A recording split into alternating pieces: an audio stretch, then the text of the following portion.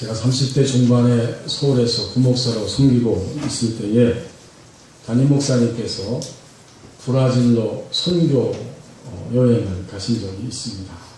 본래 예정대로 하면 금요일까지는 돌아오셔야 하고 토요일 날 그 교회 초집사님의 장녀 결혼식을 맡아서 주례하시기로 되어 있었는데 그만 기상이 변화가 심해서 결국 사정이 있어서 도저히 금요일까지 또 토요일까지도 돌아올 수 없다. 그러니 이 목사가 결혼식 주례를 해야겠다. 이렇게 수요 예배를 마쳤는데 연락이 왔습니다. 그때까지만 해도 젊은 목사요. 또 인생을 많이 살아보지 않았는데 어떻게 주례를 할까 기도하면서 생각하다가 그래도 성경에서 말하고 있는 결혼의 원리가 무엇인가를 준비하고 그렇게 결혼식 주례를 해야겠다 생각하고 마음을 정리했습니다. 그때 제가 결혼하기 전에 읽었던 책 한 권이 생각이 났습니다. 양은순 교수가 쓰신 사랑과 행복의 초대라고 하는 책입니다. 거기에 한 어머니 이야기가 등장합니다. 이 어머니는 아주 신앙이 깊고 신실한 분이었고 그에게 외아들이 하나 있었는데 이제 이 외아들이 잘 자라가지고 군대에 입대하게 됩니다. 군대 입대하기 전날 밤 어머니가 아들을 불러놓고 이야기합니다. 얘야, 군대는 참으로 위험한 곳이란다. 그러니 꼭 한번 기도하고 떠나거라. 그 말을 듣고 아들은 이제 열심히 군복무를 잘했고 무사히 마치고 집으로 돌아왔어요. 이번에는 직업을 위해서 항해를 하게 되었습니다. 배를 타고 망망대해로 나가게 되었는데 그 아들이 떠나기 전날 밤 이 어머니는 역시 아들을 불러놓고 이렇게 이야기했습니다. 얘야, 바다로 나간다는 것은 아주 위험한 일이란다. 그러니 너는 꼭 2번 기도하고 떠나거라. 그 말을 듣고 아들은 그대로 실천했습니다. 그리고 시간이 지나서 항해를 다 마치고 무사히 집으로 돌아왔는데 이번에는 결혼을 하게 되었어요. 결혼하기 전날 밤 어머니는 다시 한번 그 아들을 붙잡고 이렇게 당부했습니다. 얘야, 결혼한다는 것은 군대보다도 바다 항해보다도 훨씬 더 위험한 일이란다. 그러니 꼭 3번 기도하고 시작하거라. 인생을 살면서 진정으로 하나님 앞에서 믿음을 가지고 하나님을 경외하며 사셨던 그 어머니가 주는 깊은 마음의 충고였습니다. 아들이 삶의 새로운 현장을 향해 나갈 때마다 인생의 새로운 단계를 향해 보내질 때마다 그 아들을 붙잡고 진정으로 어머니는 가슴에서 우러나오는 이런 귀한 조언과 충고를 주었습니다. 하나님이 오늘 우리에게 주신 말씀을 보십시오. 여기에도 보면 우리를 세상에 보내실 때 주시는 하나님의 마음이 나타나 있습니다. 하나님의 마음, 더 나아가서 하나님의 준비가 있고 그리고 또한 우리를 세상에 보냈으면 기대감이 담겨 있습니다. 우리가 하나님을 믿을 때 우리의 가치관의 변화가 오죠. 무엇입니까? 나는 하나님으로부터 세상에 보냄을 받은 자입니다. 우리를 세상에 보내실 때 하나님은 어떤 마음과 또 준비와 기대감을 가지고 계시는 것일까? 1절 상반절 말씀을 보십시오. 먼저 하나님은 우리 자신의 존재, 우리의 존재 자체를 확인시켜 주십니다. 내가 붙드는 나의 종, 내 마음에 기뻐하는 자, 곧 내가 택한 사람을 보라. 이 말씀은 1차적으로는 계속해서 하나님을 섬기는 데 있어서 실패하고 있는 이스라엘 백성들, 끊임없이 하나님이 기회를 주시지만 여전히 하나님 앞에서 실패하다가 마침내 바벨론 땅으로 포로되어 잡혀가서 거기서 실망 속에서 시간을 보내고 있는 그 백성들을 향해서 주시는 예언적인 메시지이죠. 하나님 말씀하십니다. 너희가 그 실망과 실패의 자리에서 반드시 벗어나게 될 텐데 내가 그 모든 것들을 회복시킬 수 있는 메시아, 구원자 예수 그리스도를 너희에게 보낼 것이다.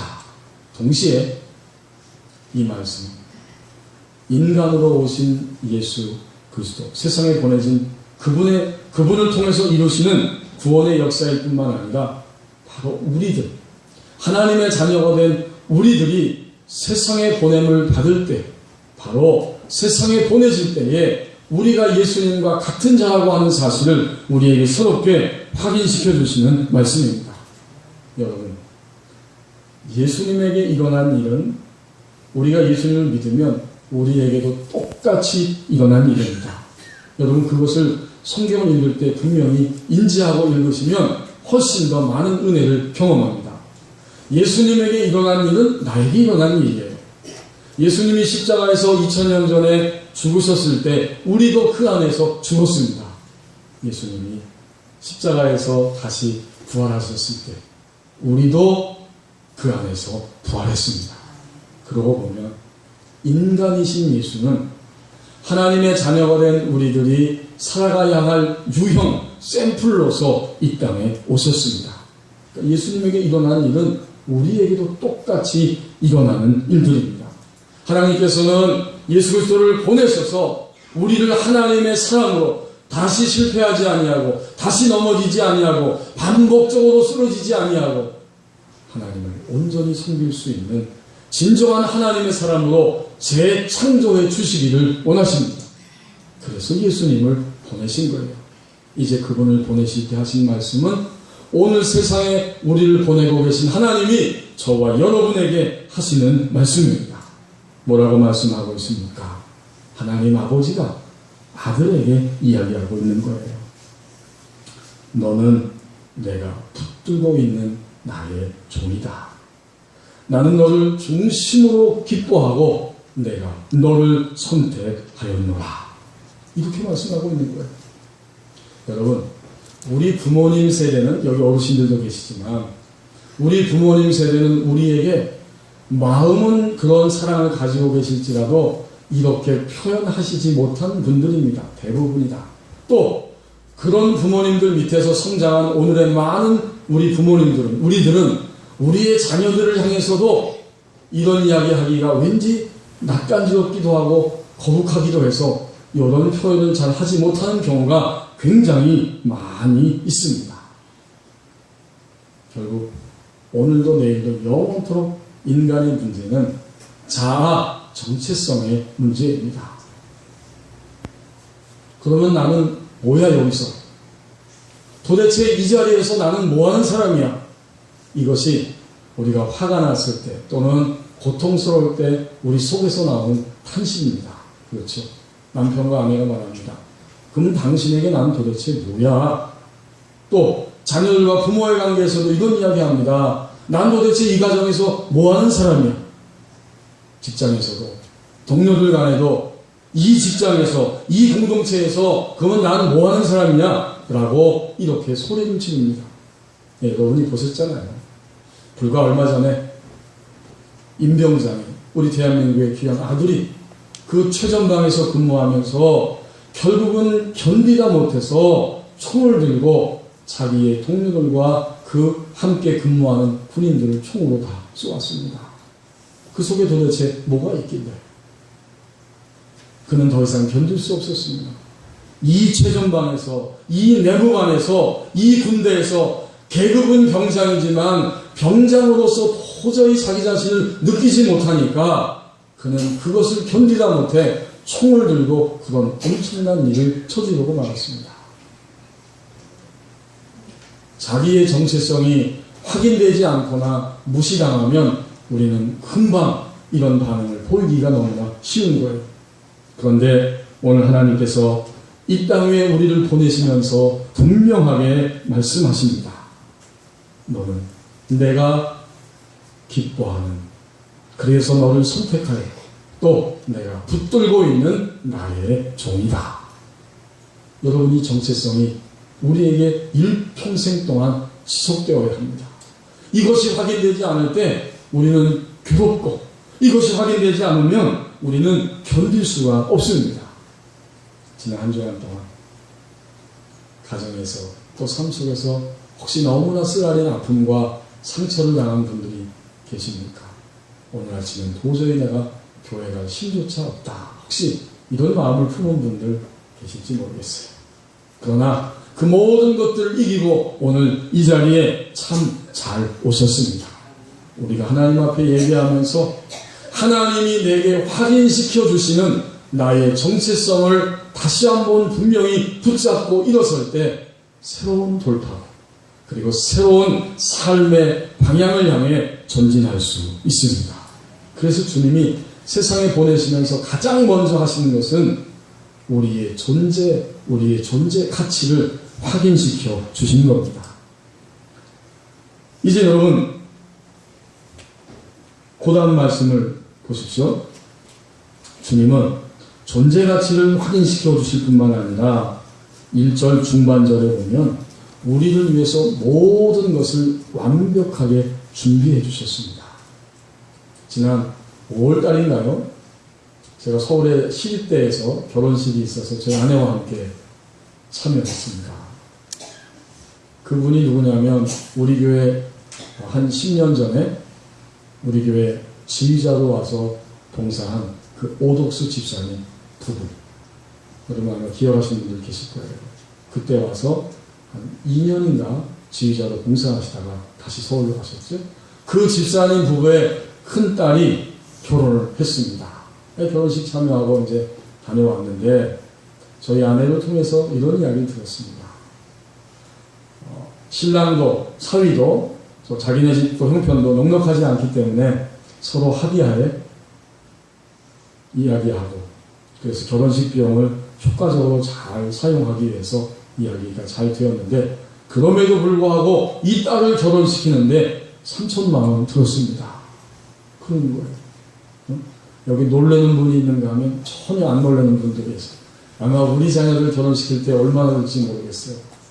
그런데 여러분 3천만 원이 들지라도 부모는 자녀를 위해서 자녀의 길을 열어줘야 하기 때문에 최선을 다해서 모든 것을 다 준비하고 갖춰주었고 그리고 나서 결혼식을 무사히 치르게 하였습니다. 부모는 자녀의 길을 열어주기 위해서 모든 것을 다 준비합니다. 우리 교회도 그런 분들 제가 보고 있습니다. 자녀를 위해서라면 잠깐 떨어져 있어도 괜찮고 자녀를 위해서라면 이걸 다 해도 괜찮아 이러면서 얼마나 자녀의 미래를 위해서 지금 준비해주고 있는지 몰라요. 오늘 1절 중반절을 보십시오. 하나님이 우리를 위하여 우리 인생을 위하여 모든 것을 완벽하게 준비하고 무장시켜 주셨습니다. 그게 뭘까요? 내가 나의 영을 그에게 주었은즉. 그렇습니다. 하나님의 영을 그에게 줄 것이다. 메시아이신 예수 그리스도를 이 땅에 보내시면서 맨몸으로 보내는 것이 아니라 나의 영, 하나님의 영을 그에게 부어줄 것이다. 저와 여러분을 이 땅에 살게 하시면서 하나님의 자녀가 되는 순간 그냥 맨몸으로 나의 노력과 의지와 나의 자원으로만 살게 하신 것이 아니라 우리에게 하나님의 영으로 충만하게 부어주십니다. 이게 하나님의 준비예요. 우리의 노력도 의지도 다 함께 있지만 그러나 그것만 가지고는 되지 않을 것을 하나님은 분명히 아시기 때문에 이제 하나님의 영을 부어주신 겁니다. 여러분 예수님은 언제 하나님의 영을 받으셨어요? 성경에 있는 것처럼 주님은 요단강에서 세례를 받고 올라오실 때 성령이 비둘기같이 그 주님 위에 임재하셨습니다. 하나님 아버지의 음성이 들렸습니다. 이는 내 사랑하는 아들이요 내 기뻐하는 자라. 너희는 저의 말을 들을지니라. 하나님의 영이 그때 예수님에게 임했고 또 우리에게는 언제 임했어요? 예수님 부활승천하시고 오순절이 되어서 마가의 다락방에서 하나님의 그 사도들과 많은 사람들이 함께 모여 약속한 것을 기다리고 있을 때 거기에 성령의 임재가 충만하게 임했습니다. 그때부터는 특정한 사람뿐만 아니라 누구든지 예수 그리스도를 믿으면 오순절 이후에는 모든 사람에게 하나님의 영이 임재할 수 있게 되었습니다.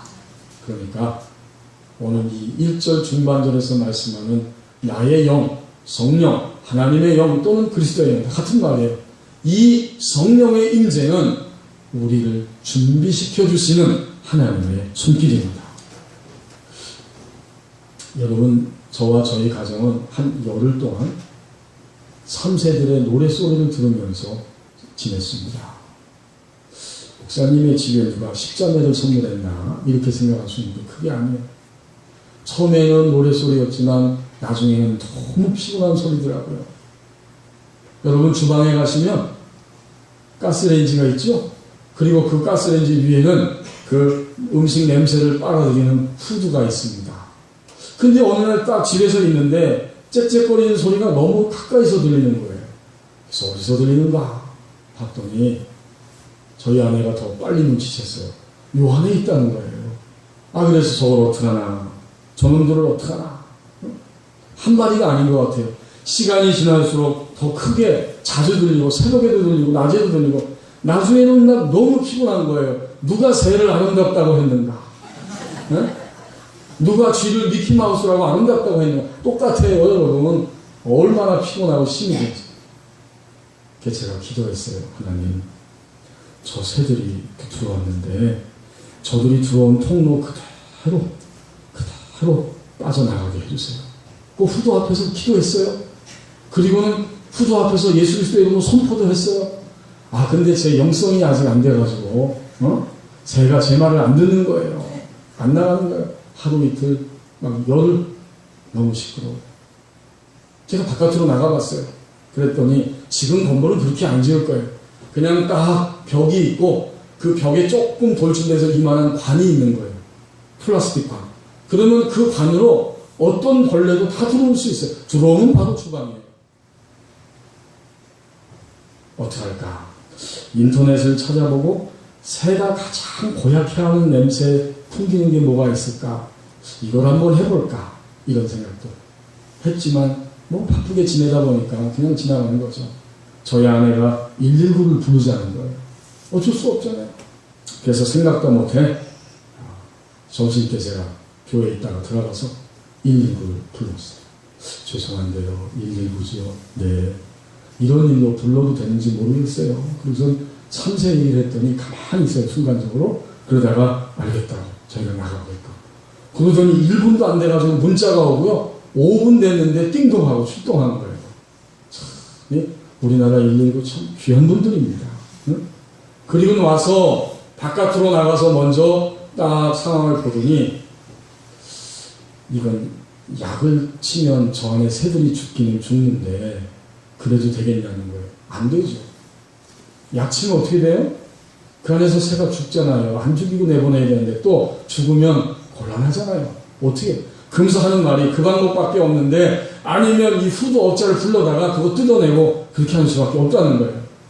그래서 그런가 보다 하고 이제 집 안으로 같이 들어왔는데 갑자기 그 대원 중에 한 분이 거기를 딱 들쳐보고 의자 받치고 올라가선 그 후드 끝에 은박지가 있죠? 그 끝에를 싹 열어보신 거예요. 그러니까 참새가 푸석거려. 빨리 비닐봉지 달라고 그래가지고 비닐봉지 드렸더니 그걸 들쳐내면서 2마리가 글로 꼬링을 했고 나머지는 푹 튀어가지고 집안의 전체를 막 돌아다닙니다. 근데 여러분, 저도 참새만큼은 지혜롭거든요. 고의를 다 하기 전에 혹시 몰라서 방문을 다 닫았어요. 제가 지혜롭죠? 네, 방문 다 닫았어요. 근데 새들이 집안에서 막 돌아다니고, 여러분 웃지만 한번 당해보세요. 죄송하지만 정신이 없어요. 그게 결국은 1마리, 2마리 잡고 1마리가 더 있는데 의자 밑으로 들어가니까 또 있네요. 5마리예요? 저한테 묻길래 제가 보기엔 5마리예요. 그래서 잡았어요. 비닐봉지에 잡았어요. 근데 이분이 비닐봉지를 하나 더 달라는 거예요. 그래서 그걸 확 들쳐내더니 거기서 이만한 둥지를 잡아가지고 끌어내리는 거예요. 전 깜짝 놀랐어요. 그 조그만 새들이 어떻게 그렇게 자기들의 살림살이를 다 장만했는지 그 사이 둥지를 틀어가지고 거기에 풀로 둥지를 거기서 평생 살고 싶었나 봐요. 어쨌든 그래서 둥지도 제거했습니다. 너무 고마워서 감사하다고 인사하고 그리고 그분들 가시고 기분 좋게 집으로 딱 들어왔어요. 근데 갑자기 한 마리가 어디서 툭 하고 날아오는 거예요. 아, 이거 어떡하나. 이제 소방대원은 새도 잘 잡던데 나는 어떡하나. 현관문을 열어놓고 막대기 같은 거 그걸로 살살 몰아서 무사히 집 밖으로 내보냈습니다. 이젠 됐다. 그리고 저희 아내와 함께 잠을 잘 잤어요. 근데 아침이 됐는데요. 저희 아내가 방문에서 외웠다가 깜짝 놀라서 뛰어나오면서 얘기합니다. 새가 또 있어. 저도 너무나 신경이 쓰여서 새벽 기도하다가 바짝 신경이 쓰여서 일어나가지고 그 참새나죠. 어쨌든 잡아가지고 밖에 내보내고 풀어주었습니다. 여러분, 참새가 살기 위해서 거기다가 둥지를 틀고 있었어요. 이거 굉장히 참 당연하지만 사실은 놀라운 이야기입니다. 그 좁은 그 관을 타고 들어왔어요. 그걸 둥지를 제거해야만 완전히 제거한 거죠. 성경에 보면 우리가 주의 백성이 되었을 때 하나님의 자녀가 되었을 때에도 우리 안에는 아담을 통해서 유전된 아주 견고한 성이 우리에게 진을 치고 있다고 말씀합니다. 이것은 견고한 진입니다. 고린도후서 10장 4절 말씀에 보면 이렇게 우리에게 말씀해 주십니다. 우리의 싸우는 무기는 육신에 속한 것이 아니요 오직 어떤 견고한 진도 무너뜨리는 하나님의 능력이다. 모든 이론을 무너뜨리며 하나님 아는 것을 대적하여 높아진 것을 다 무너뜨리고 모든 생각을 사로잡아 그리스도에게로 복종케 하니. 그렇군요. 우리가 그리스도에게 사상과 이론과 세상의 모든 사상과 이론을 사로잡고 우리 안에서 꿈틀거리는 모든 육신적인 것들과 정욕적이고 세상적인 것들을 다 사로잡기 위해서는 우리 안에 견고한 진들이 반드시 무너져야만 가능합니다. 새가 둥지를 틀고 있는 것처럼 우리가 주님을 만난 이후에도 죄송하지만 심지어는 제가 우리 교회에서도 몇몇 분들을 그런 사역을 해왔고 또 성령께서 인도한 대로 하지만은 악한 영이 여전히 주님 믿기도 전에 들어갔고 믿은 이후에도 어떤 계기를 통해서 분명히 들어가서 우리 영 안에, 우리 몸 안에, 영이 아니라 우리의 지정이와 우리 이 살덩이인 몸 안에 들어가서 견고하게 진을 치고 있습니다. 그것은 의학적인 문제이지만 동시에 의학적으로 다 해결되는 것이 결코 아닙니다. 그것은 상담학적인 문제이지만 상담학으로 다 해결되는 것이 결코 아닙니다. 이번에 여러분 세월호 사건을 생각할 때마다 큰 아픔이 있죠. 모든 외국에 있는 정신 분석학자들이나 모든 심리학자들 다 똑같은 이야기를 합니다.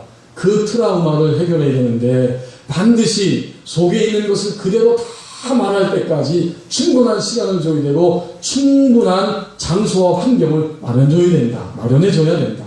옳습니다. 그래서 우리가 특별법도 반드시 통과를 시켜야 됩니다.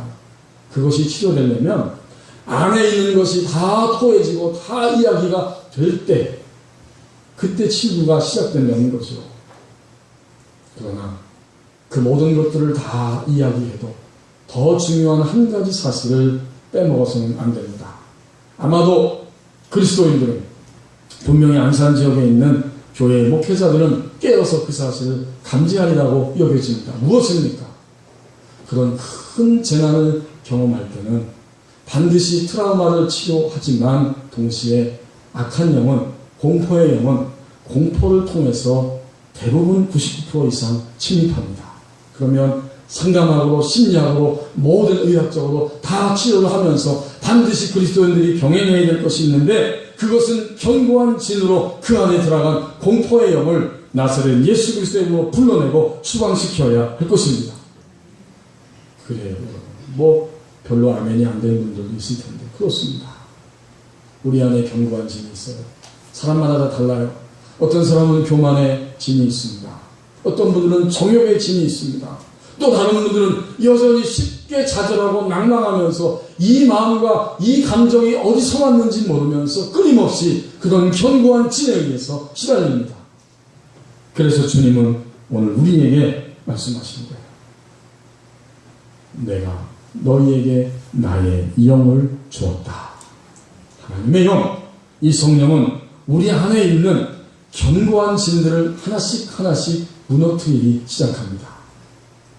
이번에 그 세모그룹, 전 세모그룹 회장 유병헌 씨가 비참하게 죽은 모습으로 발견이 되었습니다. 국가서에서는 시신은 맞지만 원인은 알 수 없다, 이렇게 발표했잖아요. 우리가 육체를 가지고 있습니다. 이 육체를 가지고 있는 동안 이 땅에 사는데 육체는 반드시 한계를 가지고 있어요. 이 한계를 뛰어넘어서 모든 것들을 행하기는 너무나 불가능합니다. 하나님은 이것을 내다보셨어요. 인간이 타락할 때에 육체 중심으로 살아갈 것을 내다보시면서, 그래서 하나님은 하나님의 영을 보내시고 성령의 지도와 인도를 따름으로 인해서 모든 하나님의 사람으로 온전히 살 수 있도록 우리에게 완벽하게 준비시켜 주셨습니다. 하나님의 준비는 이거예요. 나의 영을 그에게 주었습니다. 오늘도 우리의 삶은 여기에 관건이 있습니다. 하나님의 영의 인도를 구하고 믿고 의지하고 그 인도와 지도를 따라가는데 우리의 삶의 성공과 실패가 있습니다. 성령의 인도는 뭐예요? 방향을 제시하는 거죠.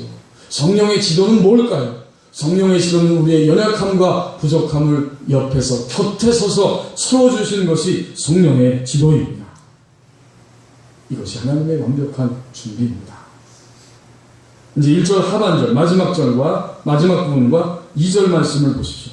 하나님은 이렇게 우리를 보내시면서 준비시켜 주시고 이제 하나님의 기대감을 가지고 있습니다. 우리를 향해서 세상에 보내시면서 기대하고 계신 거예요. 뭘 기대하실까? 1절 하반절, 그가 이방의 정의를 베풀리라. 그렇습니다.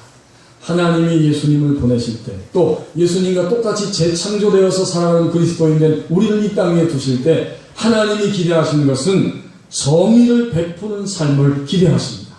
정의, 하나님의 길, 하나님의 사랑, 하나님의 관점을 이 땅에 계속해서 채워가는 생애를 살라고 그렇게 우리를 보내시면서 기대하십니다. 성경에서 말하는 정의는 착하고 정직하고 의롭게 사는 것 플러스, 그거 다 정의예요. 참된 정의가 무엇이냐? 하나님과의 올바른 관계성입니다. 이것이 근본적이에요. 하나님과 올바른 관계성을 가진 자는 사람과 자연과 만물과 물질과 모든 것과 올바른 관계성을 가지고 살아갑니다. 그러므로 성경의 정의는 하나님과의 올바른 관계성을 갖는 것을 의미합니다. 여러분, 우리가 얼마나 오늘 염증을 많이 느끼고 있습니까? 이 국가에 대해서 힘들어 하잖아요. 오늘의 현실에 대해서 많이 힘들어합니다. 왜요? 정의가 잘 보이지 않습니다. 정말 올바른 관계성이 잘 나타나지 않습니다. 그것 때문에 많이 힘들고 오늘 우리가 이 땅 위에서 염증을 느끼고 있습니다. 하나님의 기대감은 하나님과의 바른 관계성을 가지고 사는 것을 기대하십니다. 그 다음 2절에 보니까 그 모습과 방법에 있어서, 이 정의를 실행하는 방법과 모습에 있어서도 온전해야 된다는 사실을 보여줍니다. 이제 우리가 하나님과 올바른 관계성을 가지고 이 땅에 살아가는데 어떤 모양과 방법으로 나타납니까? 2절에 그는 외치지 아니하며 목소리를 높이지 아니하며 그 소리를 거리에 들리게 하지 아니하며. 우리가 하나님과 올바른 관계성을 갖고 우리의 삶을 살 때 우리는 세상과는 다른 모습, 방법을 사용해야 한다는 사실, 아니 그렇게 되는 것이 정상이라고 우리에게 지금 오늘 2절까지 말씀 하나님 주시면서 가르쳐주는 거예요. 다른 방법입니다. 조정래 선생이 쓰신 소설 정글말리에 보면 중국에 대한 이야기를 해주고 있죠. 중국 사회를 이해하기 위해서 아주 좋은 책 중에 하나라고 생각이 듭니다. 거기에 여러 가지 흥미진진하고 그러면서도 아주 깊은 또 객관적 그런 타당성을 가지고 재미있는 소설을 써주셨는데 이런 이야기를 하고 있습니다. 한국 사람, 일본 사람, 주재원으로, 성사원으로 거기 가서 사업을 하려면 반드시 해야 하는 방법이 하나 있다는 거예요. 프랑스 사람, 영국 사람, 유럽 사람 마찬가지예요. 전 세계가 지금 중국을 주목할 수밖에 없는 그런 시대가 됐는데, 모든 사람들이 중국에서 사업을 하려면 꼭 이 방법을 사용할 수밖에 없다. 그게 뭔가 봤더니 중국에 관리하고 좋은 관계를 맺는 거예요. 뭐 이런 일은 지구상에 어디나 있겠죠. 그런데 중국에서는 특별히 그게 더 중요하다는 겁니다. 그러니까 그 방법, 관리하고의 인간관계, 친분관계가 잘 되면 안 되는 일도 되게 만들고 또 된 일도 안 되게 만든다는 거예요. 이것을 관시라고 그렇게 표현을 하더라고요. 이건 단순한 관계가 아니라 감정적으로도 인격적으로도 서로 유대관계가 있어서 단지 뇌물을 갖다 바치는 이런 관계를 넘어서서 감정적으로도 진정으로 친구가 될 수 있을 만큼 이런 관계가 되면 관시를 통해서 6개월 걸릴 것을 1개월 만에도 할 수 있다는 거예요. 그것이 방법이라는 거죠. 우리가 사는 세상은 이런 방법을 사용합니다. 아마 이 지구의 종말이 올 때까지 이것은 어느 사회나 정도의 차이는 있지만 사용될 거예요. 그런데 오늘 하나님 분명히 말씀하십니다. 이런 방법만이 아니라 하나님의 백성들은 오늘 2절에 나오는 것처럼 외치지 아니하고 목소리를 높이지 아니하고 거리에 들리게 하지 아니하고 예수님의 모습처럼 살아가면서 사람들을 살려내는 생명의 길로 나아가야 할 것이다. 예수님은 큰 소리 치지 않으셨습니다. 예수님은 고난도 있고 오해도 있고 대적자들의 반대도 있었지만 조용히 묵묵히 그리고 담대하게 하나님의 길을 따라서 걸어가셨어요. 예수님 뭐 하셨어요? 하나님 나라를 가르치셨고 하나님 나라를 전파하셨고 하나님 나라를 통해서 사람들을 전인적으로 치유하시면서 고쳐주셨습니다.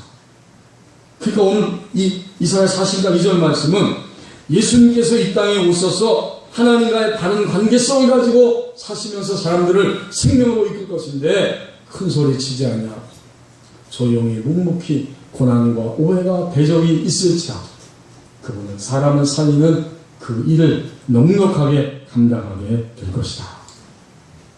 우리에게 말씀하십니다. 조용히 묵묵히 목소리를 높이지 않고 오직 하나님의 말씀을 따라가면서 나도 살고 사람들을 살리는 생명의 길로 갈 것을 하나님은 우리에게 기대하십니다. 제가 오래전에 이 간증을 한번 드린 일이 있는데 신학교 다니면서 이제 오늘만 지나면 학교를 다닐 수 없는 거예요. 차비도 없고 점심값도 없고 이거 어떡하나 참 막막합니다. 그래서 학교에서 수업을 하고 쉬는 시간이 되어서 잠깐 나갔다가 들어왔는데 제 책상에 편지봉투 하나가 딱 있습니다. 거기에 천사로부터 이렇게 써 있는 거예요. 나중에 제가 그 봉투를 열어보았습니다. 당연히 아마도 지금까지 누군지 모르지만 우리 학우들 가운데 누군가가 분명히 몇 사람이 그렇게 했다는 것을 짐작합니다. 일주일치 식권하고 그 당시에 감사의 기도를 올렸습니다. 그리고 이것을 심은 분들을 향해서 감사의 기도를 드리고 하나님이 채워줄 것을 위해서 기도했습니다. 여러분, 그 학우들은 분명히 그날 자신들의 인생을 살면서 내 이웃을 사랑하라고 하는 그 말씀을 따라서 하나님과의 올바른 관계성을 가지고 그것을 실천하였습니다. 조용히, 묵묵히, 목소리를 높이지 아니하고. 그리고 저는 또한 그런 것을 경험하면서 하나님과의 관계성을 가지고 살아가는 삶의 은총을 경험하였습니다. 성도 여러분, 서두에 말씀드린 그 사랑과 행복의 초래, 그 책이 초판이 1982년에 나왔는데 이번에 30년 조금 넘어서 개정판이 나왔습니다. 2013년 6월에 나왔어요. 근데 그 책을 보면 서평이 나오는데 그 기쁜 마음으로 추천하면서 서평을 쓴 사람이 있는데 바로 그 양은순 총장님, 지금은 미국 대학의 총장이세요. 총장님의 장남이 기쁜 마음으로 그 서평, 추천 서평을 썼습니다. 자기가 20살 때 이제 갓 대학생이 되어서 어느 날 아빠의 서재에 꽂혀있는 엄마의 그 책을 읽었는데 지금 30년 지나서 다시 이 책을 읽어보았더니 역시 세상으로 우리를 보내시는 엄마의 그 마음, 그리고 세상에서 보냄을 받는 모든 그리스도인들을 위해서 쓴 그 책은 예나 지금이나 변함없이 감동적이고 우리에게 너무나 올바른 책이었다, 위대한 책이었다라고 그렇게 아들이 글을 써놓았습니다. 여러분, 세상으로 우리를 보내시는 하나님의 마음, 그것은 여전히 참으로 감동적이고 위대합니다. 오늘도 하나님이 저희들을, 우리들을 세상에 지금 보내고 계신 거예요. 하나님의 이 마음은 여전히 위대하고 감동적입니다. 우리를 보내실 때 말씀합니다. 우리의 존재를 확인시켜 주십니다. 우리를 위해 모든 것을 완전히 준비해 주셨습니다. 너희는 내 기뻐하는 종이라고 말하고 내가 너희에게 나의 영을 주었다라고 말씀하십니다. 그리고는 정의를 베풀며 조용히 묵묵히 큰 소리 치지 않고 사람을 살리는 자로 이 땅 위에서 살아가야 할 것이다. 하나님 이렇게 우리에게 기대하십니다. 기도하겠습니다.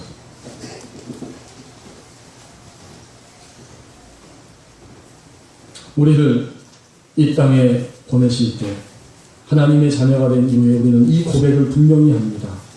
오늘도 여전히 우리를 여기에 보내셨습니다. 너는 내가 붙들고 있는 나의 종이고 내가 너를 기뻐하고 선택하였다.